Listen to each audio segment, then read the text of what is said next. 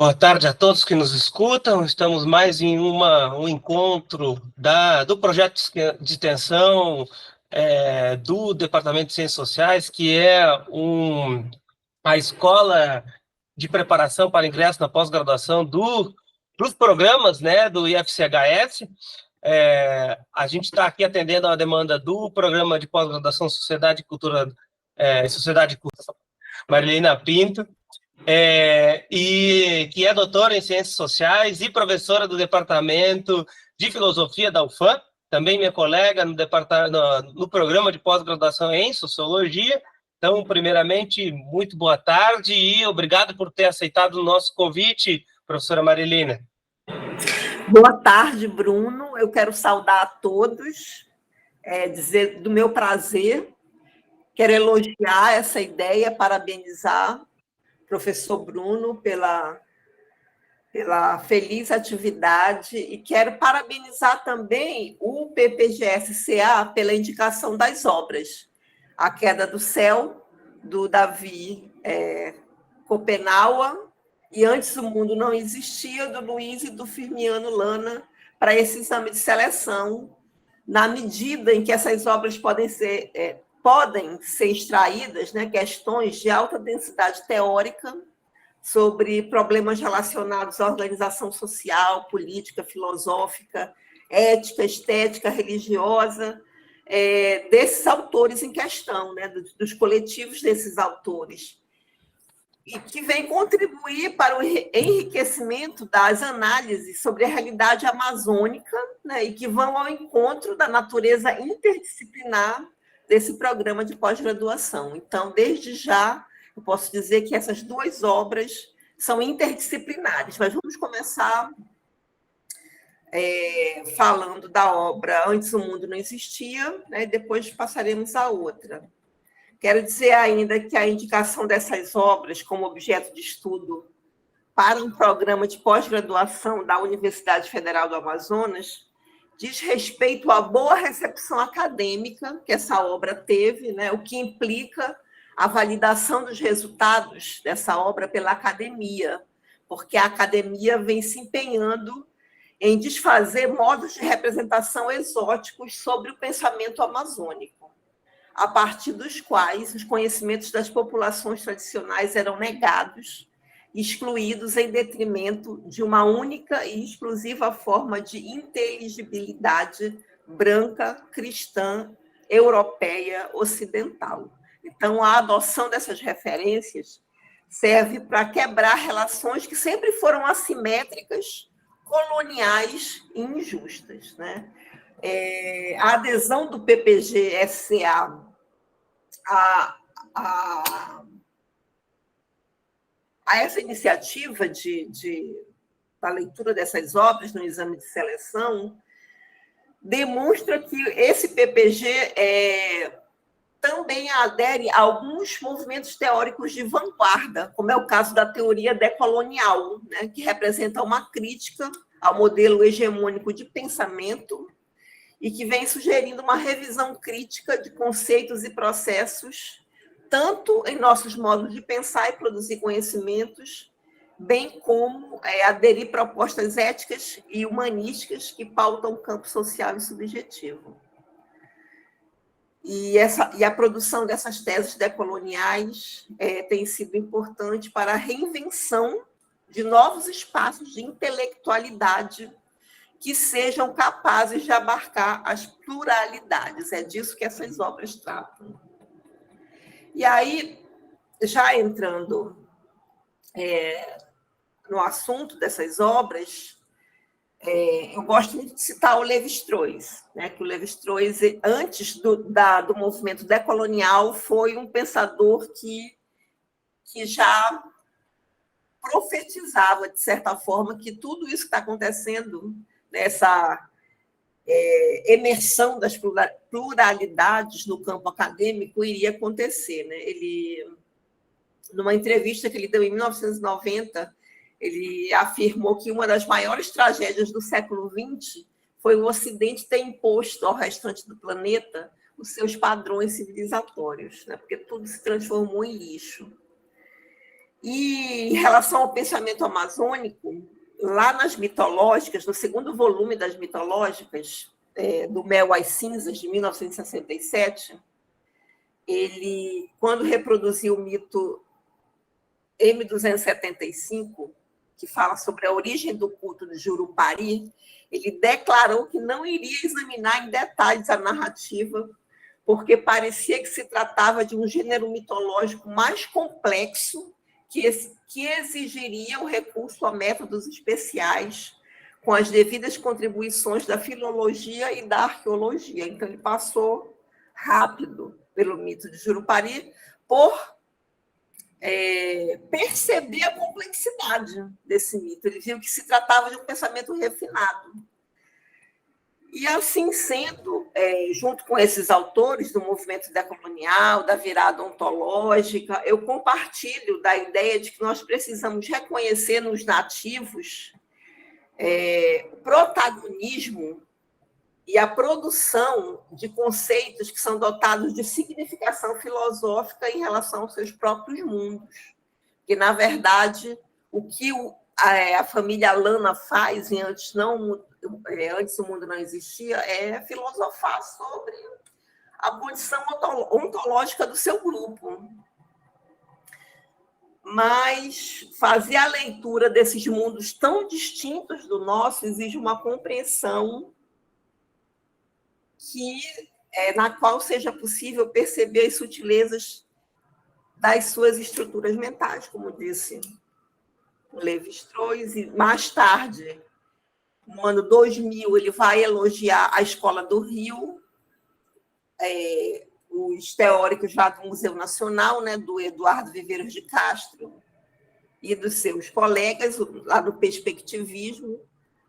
Ele vai dizer que quem está no palco agora é a filosofia indígena, não é mais a nossa filosofia. Então, quer nos inquietemos, quer não, essa filosofia voltou para o palco antropológico. Então, são obras que não são de uma leitura fácil, né? Exigem um senso apurado, um senso crítico apurado, e dependem, dentro dessa hermenêutica, de uma antropologia que não é mais a antropologia canônica. É uma nova proposta metodológica e teórica que eu vou abordar mais tarde. Bom, então essas obras elas possuem um histórico, né? Vou começar falando do histórico da obra Antes o Mundo Não Existia, Mitologia dos Antigos, de Sana Querihiporã. Esse livro nasceu do desejo do Luiz Lana, né, que pertence, de Sana, pertence ao grupo Querihiporã. Ele desejava registrar as histórias do seu grupo de origem. Querihiporã significa filhos dos desenhos do sonho. E aí entra também uma perspectiva xamânica, é uma epistemologia que trabalha com a questão dos sonhos, que é uma ideia ainda estranha para o nosso modo de fazer ciência, mas é assim que eles trabalham.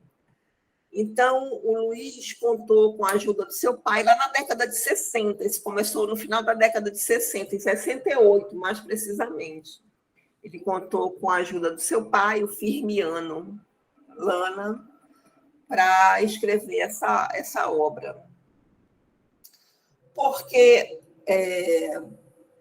lá no Alto Rio Negro, né, que é o local lá do noroeste amazônico, local que habitam 17 etnias que compartilham uma mitologia em comum, surgiu uma inquietação nesse período de criar material didático para as escolas, onde os jovens indígenas pudessem ler elementos da sua tradição, trabalhar com elementos da sua tradição, e incentivados também por um ator social muito importante, que é o padre Casimiro Bexta.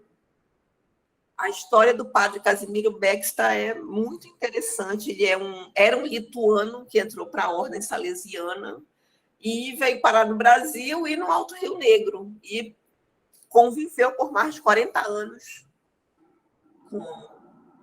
com as etnias lá da cabeça do cachorro e tinha um interesse etnológico enorme em registrar as histórias também, né? Então, ele começou a incentivar os mais jovens que tinham adquirido a habilidade da escrita a registrar essas histórias e a desenhar também. É aí que também entra um outro personagem no livro Antes o Mundo Não Existia, porque além do pai e do filho, né, Luiz Lana e Firmiano, a obra conta com vários desenhos que foram feitos pelo Luiz e pelo Feliciano Lana, que era um exímio desenhista e que resolveu ilustrar essas narrativas míticas. E o trabalho do Feliciano Lana ganhou uma projeção internacional enorme. Então, a publicação desse livro tem 4 edições, né? A primeira edição foi publicada em 1980 e contou com uma ajuda externa, com a ajuda do padre Casimiro Bexta, com a ajuda da antropóloga Berta Ribeiro, que na época passou 2 meses, na década de 70, lá no Alto Rio Negro, e revisou os manuscritos, fez contatos com a editora, junto também com o Márcio Souza, né, que é um conhecido e consagrado escritor, né, daqui da Amazônia, que, por sinal, também é digno de registro que o Márcio Souza e o Aldísio Figueiras escreveram um libreto para a ópera que se chama Dessana. Dessana, inspirados na obra Antes o Mundo Não Existia, e que foi musicado pelo Adelson Santos. Na edição de 2018 do Festival de Ópera do Amazonas, essa ópera foi apresentada. Então, vejam que a publicação dessa obra teve um impacto para o mundo intelectual, um impacto enorme.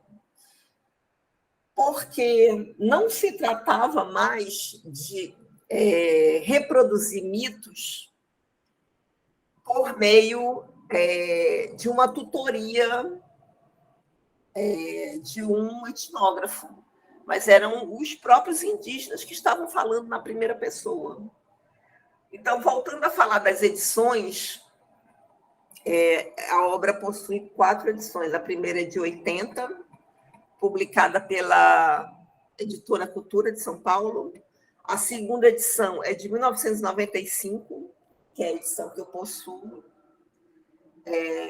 apoiada pela FOIRN, pela Federação das Organizações Indígenas do Rio Negro, e pela UNIRT, que é a União dos Indígenas do Rio Tiquié. O Luiz Lana, ele foi presidente da UNIRT. Nessa segunda edição, houve uma revisão acrescida de nota linguística da Dominique Bouchier, da antropóloga. Houve a substituição de vários termos também. E um movimento digno de nota na publicação da segunda edição é que ela passou a ser o primeiro volume de uma coleção, que é a coleção Narradores Indígenas do Alto Rio Negro. É uma publicação da UNIRT com apoio do ISA, do Instituto Socioambiental, e de órgãos internacionais também. Eu não me recordo o nome agora. E essa coleção já está em 9 volumes e possui uma leitura desafiadora também. Não é uma leitura fácil, uma leitura complexa. e uma leitura original e inédita da organização social daquele povo, partindo de uma perspectiva ontológica, que, na realidade, os índios estão filosofando, né? Os indígenas estão filosofando ali. Tem trechos dessas obras onde aparecem muitas repetições que, para nós, brancos, parece um texto sem legenda, parece ininteligível, mas, na verdade, são rezas, né? São benzimentos,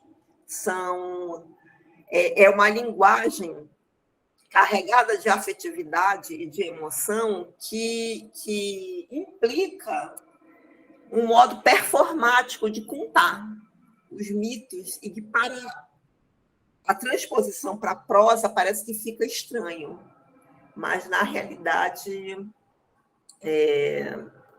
querem dizer muita coisa. A terceira edição da obra foi revisada pelo próprio Lana, saiu pela editora Dantes, do Rio de Janeiro. Aí houve a mudança de vários termos. Dilúvio, né, que é um termo cristão, foi substituído por enchente, embarcação, foi substituído por canoa da transformação, que é um termo mítico, enfim. E a quarta e última edição foi publicada pela editora Valer, daqui do Amazonas, em 2021. Então, vejam que é uma obra de 1980, mas que vem repercutindo esse tempo todo. Em relação aos narradores, o Firmiano, o Mussi, Firmiano é um nome cristão, né? O Mussi é o nome Queririporã. Ele pertencia a uma família de especialistas xamânicos. O pai dele era Tuxaua, né?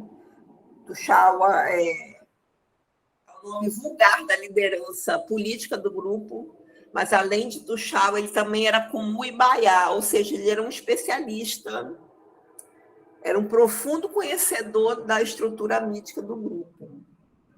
E o Firmiano pertenceu a essa geração, né, essa família, essa descendência de especialistas, ao mesmo tempo em que ele nasceu em 1927, morreu em 90. Ele pertenceu também a uma geração que assistiu à chegada dos missionários salesianos no Alto Rio Negro e vivenciou todo o processo de restrições, de imposições culturais, como resultado do trabalho catequético. Uma delas, talvez a mais danosa de todas, tenha sido a proibição de falar a língua materna dentro do internato, né? E, enfim, o Firmiano foi convencido pelo filho, por Luiz Lana, para escrever As Casas Transformadoras. Essa é uma expressão que está lá no livro. E faleceu sem aprender o português e se esforçou para que todos os filhos, os seus 7 filhos, falassem a língua materna. O Luiz Lana Toramu é o nome indígena dele, nasceu em 47. Também foi uma liderança política e foi ele que realizou todo esse trabalho de escutar, né, e anotar a versão da mitologia dessana contada pelo seu genitor. Ele aprendeu a dominar a habilidade da escrita em língua portuguesa, porque ele cursou até a 5ª série lá na Missão Salesiana de Paricachoeira, no regime de internato. E o Feliciano infelizmente, nos deixou recentemente, morreu de Covid. Ele era sobrinho do Firmiano e primo irmão do Luiz. Foi responsável pelas ilustrações presentes na obra, que não devem ser desprezadas. Às vezes, nós tendemos a achar que as ilustrações são meros enfeites figurativos, numa obra, e não são, né? Elas querem dizer muita coisa. Nesse caso, como nós estamos falando de uma linguagem mítica, essa linguagem pictórica pode substituir conceitos, onde o conceito, até pela dificuldade de expressão na língua portuguesa, onde o conceito não pode alcançar, não tem uma equivalência, a gravura, o desenho diz muita coisa. Tanto diz que as gravuras do Feliciano estão em grandes museus europeus e aqui no Brasil também. E aí nós percebemos a preocupação desses atores sociais com os aspectos xamânicos praticados pelo seu grupo. E aí isso tem uma implicação, implica o aspecto indissociável entre teoria e prática, que é uma das principais características da epistemologia indígena.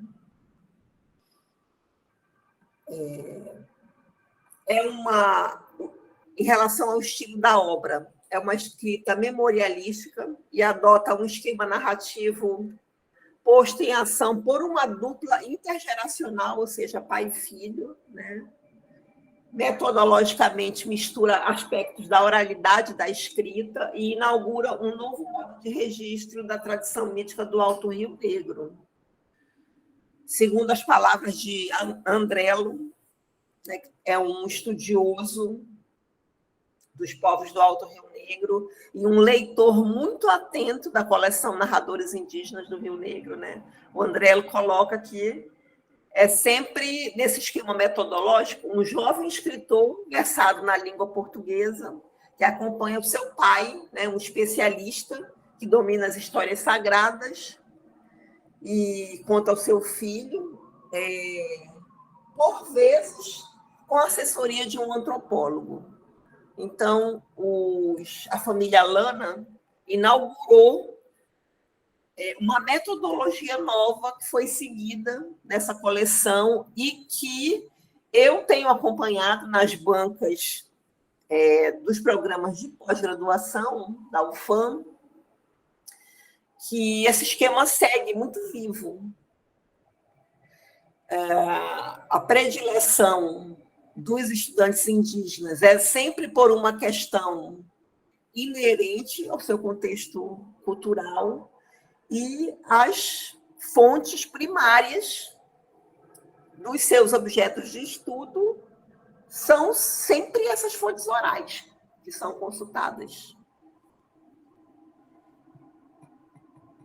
Que é uma iniciativa, né, muito louvável. Acho que a academia tem que incorporar isso e aproveitar também, né, que essas fontes orais estão vivas, porque tem um desafio também das novas gerações de perpetuarem essa herança riquíssima.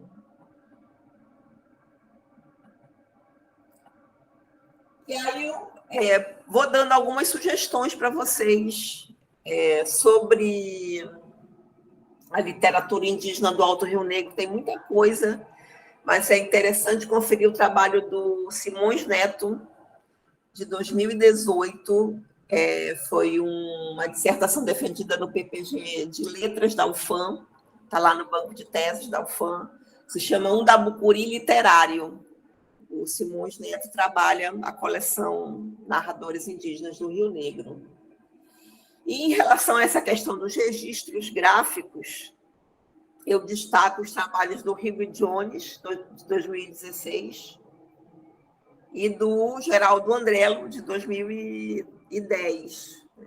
O Hugh Jones, ele defende a tese de que há entre os povos rio-negrinos uma predisposição para escrever a sua própria história e registrar vários tipos de saberes no papel. Ele escreveu um artigo de 2016 que se chama Nossa História está escrita nas pedras.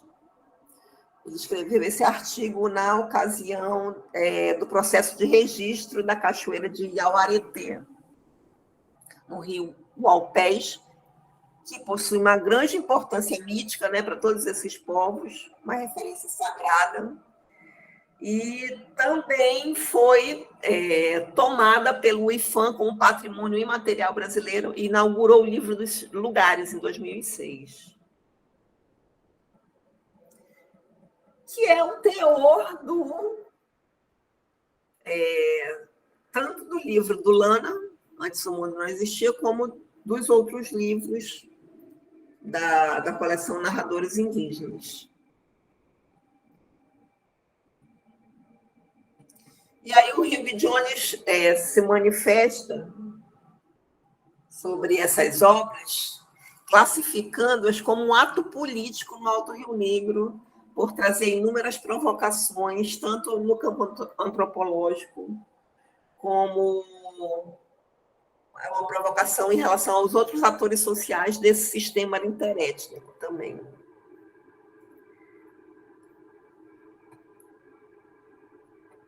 Em relação aos aspectos pictóricos dos desenhos, eu recomendo a leitura do artigo da Berta Ribeiro, que se chama Mitologia Pictórica dos Dessana. E aí ela conta a história, né, de como foi esse incentivo para sair essa obra. E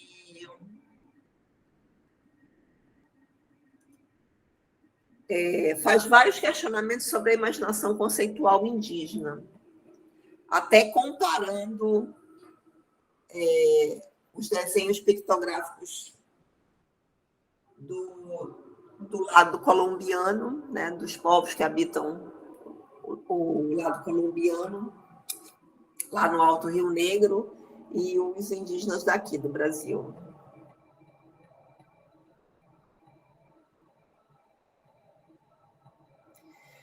Então, na edição de 1995, que é a edição que eu possuo, a obra possui 20 narrativas míticas e os desenhos, e obedece a uma sequência do trabalho narrativo, que é a seguinte: a primeira história é sempre o mito cosmogônico. E ela está dividida em duas partes. Primeiro conta a história da origem do mundo, né, e depois da origem da humanidade. Na realidade, essa separação é uma separação puramente formal, porque as outras histórias, os mitos, eles estão imbricados uns nos outros, né? As outras histórias, elas são implicações, são consequências desse grande relato cosmogônico. E aí eu peço licença para citar o Andrello, né? Ele diz o seguinte: as narrativas míticas dos povos de língua tucano no rio Uaupés tratam de modo geral dos eventos cosmológicos que originaram o mundo em seus diferentes elementos constitutivos. E, por fim, uma humanidade extensamente variada, né? São notáveis por sua duração. Esses relatos elaboram o tempo das origens a partir do prisma de narradores inseridos na extensa rede social que veio a se constituir ao longo dos grandes afluentes e subafluentes do Rio Negro, conectando centenas de grupos locais de tamanhos e padrões variáveis. Assim, as narrativas expressam o ponto de vista de clãs situados em posições específicas no interior dessa rede, estabelecendo simultaneamente as coordenadas de um mapa mais geral dessas posições. Resumidamente, esse mito cosmogônico trata, num primeiro momento, da origem do mundo, num tempo em que existiam apenas os heróis primordiais, os demiurgos e os protótipos da humanidade, seres que eram prototípicos, né, que embarcaram numa viagem aquática e iniciática ao mesmo tempo, numa embarcação que saiu da Baía de Guanabara, subiu toda a costa brasileira, entrou no Rio Amazonas e subiu até o Rio Negro, para desembarcar na Cachoeira de Panoré, que foi tombada pelo IPHAN, né, como registro de um lugar sagrado. E dos buracos que há nessa cachoeira emergiu a humanidade. Mas durante esse périplo iniciático aconteceram muitas coisas. A aquisição da cultura e a aquisição das habilidades humanas, que o mito tem uma definição de Mircea Eliade que eu gosto muito, né? O mito, ele narra... O que é o mito? Narra uma história daquilo que não era, que passou a existir.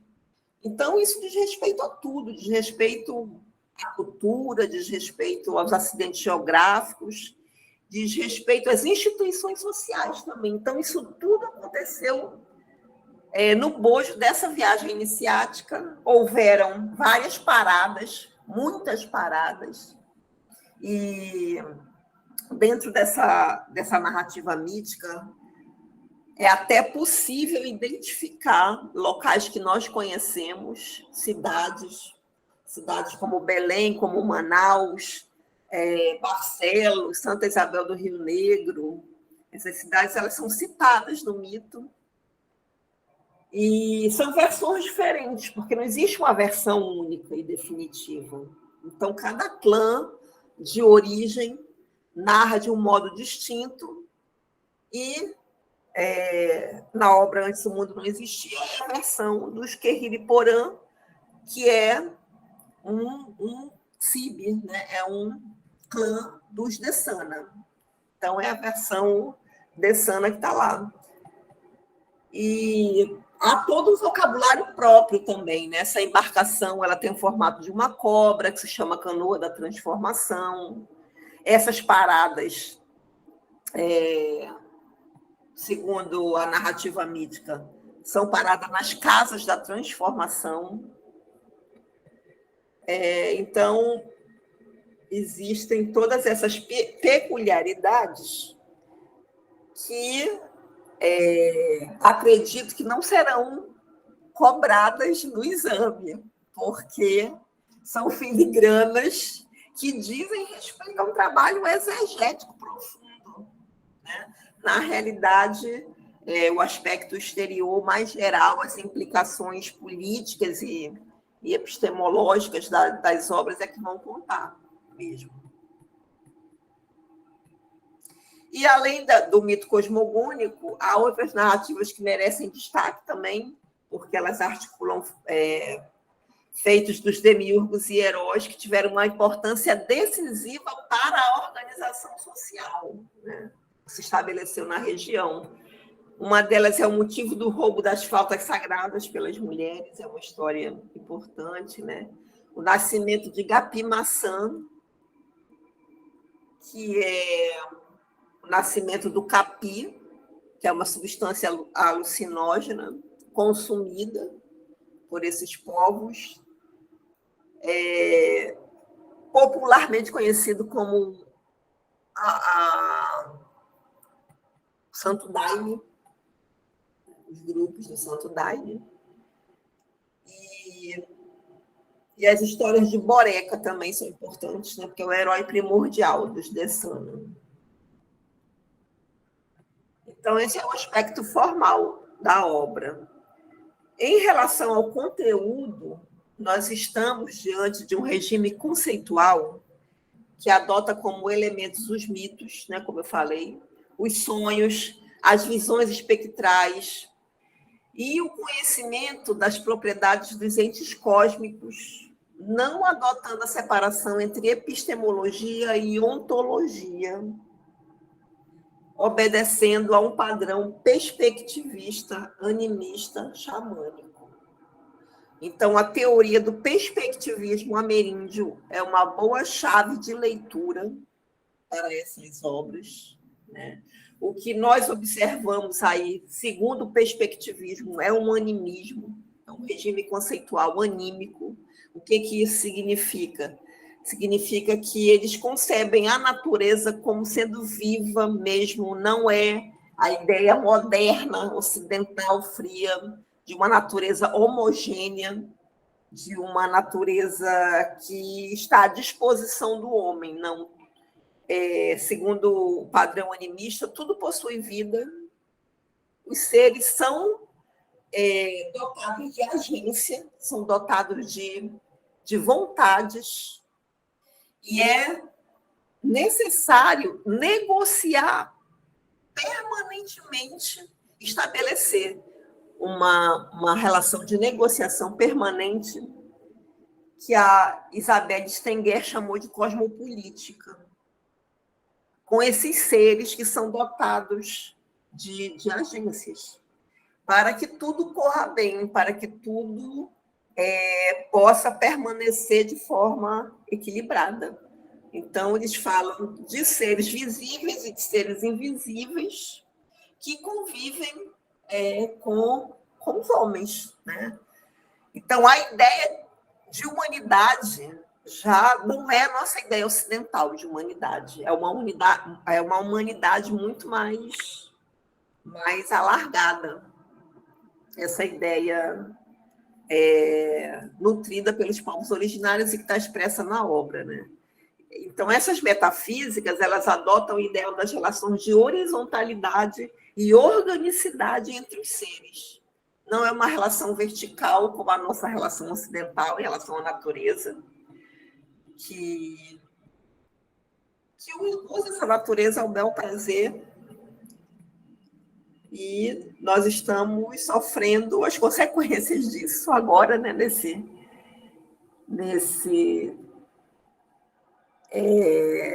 regime de mudanças climáticas, enfim.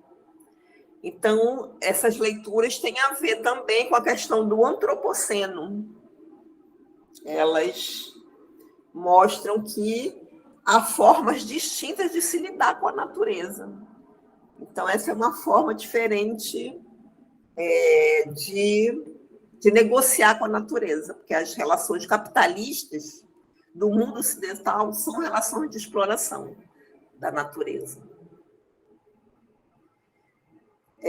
Então, nesse sentido, nós podemos falar de um mundo multinaturalista, porque nós não estamos falando de um mundo repleto de culturas, mas de uma unicidade da cultura. Todos são produtores de culturas, né? Todos os entes cósmicos, eles são culturais, são dotados de interioridade, e essa interioridade se manifesta na multiplicidade dos corpos naturais, que é o equipamento necessário para enxergar o mundo. Então, não é uma teoria multiculturalista, mas uma teoria multinaturalista, segundo os pensadores da virada ontológica, né? Estou falando de Bruno Latour, de Felipe Decolat, Eduardo Viveiros de Castro, Tânia Stolze de Lima, enfim. Então, nesse sentido, nós estamos diante de um texto xamânico. A grande viagem iniciática, que está lá no mito de origem da humanidade, é um grande ritual xamânico de transformações, né? E o xamã seria o multinaturalista por natureza, porque ele é capaz de ver, de escutar, de negociar com as outras naturezas, por intermédio da sua consciência cósmica, por meio de um trabalho de iniciação, né? Não é qualquer pessoa que faz isso, são pessoas, são os especialistas, são os iniciados. E aí, nesse sentido, eu volto aos autores da obra, porque eles pertencem a um clã, a uma família de pessoas iniciadas.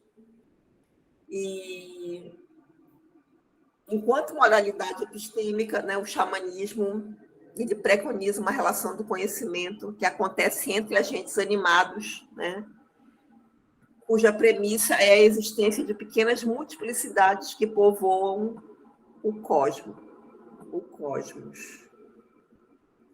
Então, Rumando para o final, né, da minha fala, nós observamos que o recurso a essas fontes orais, essas fontes vivas, são componentes importantes na estruturação metodológica dos trabalhos desenvolvidos nos cursos de pós-graduação da UFAM, e a análise desse material implica o árduo exercício de tradução e simetrização dos campos de saberes, resultando em uma verdadeira obra de reflexividade que demonstra que a renovação chegou, principalmente se olharmos para os trabalhos que estão sendo produzidos com a entrada de estudantes indígenas nas universidades, especialmente na UFAM, né?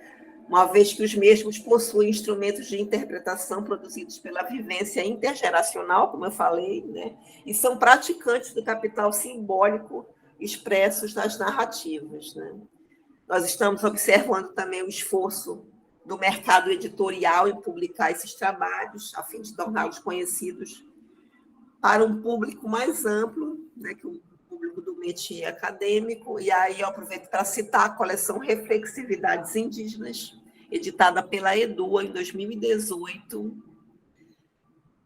uma tetralogia composta pelos trabalhos pelas dissertações de mestrado de 4 alunos do PPGás, que adotam esse modelo metodológico também nos seus trabalhos de consulta dessas fontes orais vivas e trabalhando nesses registros entre o oral e o escrito e fazendo esse trabalho de reflexividade, de tradução mesmo de textos que para nós parecem ininteligíveis, parecem textos sem legenda, mas que possuem conhecimento que a academia deve valorizar. Obrigada. Obrigado você, Marilene, na verdade, né, pela contribuição com o nosso projeto de extensão, e fica então esse registro, essa colaboração para os nossos candidatos, né, recomendando que prestem bastante atenção, porque isso pode facilitar a compreensão na leitura do texto. Então é isso, novamente obrigado pela participação nesse vídeo. Então, Marilene.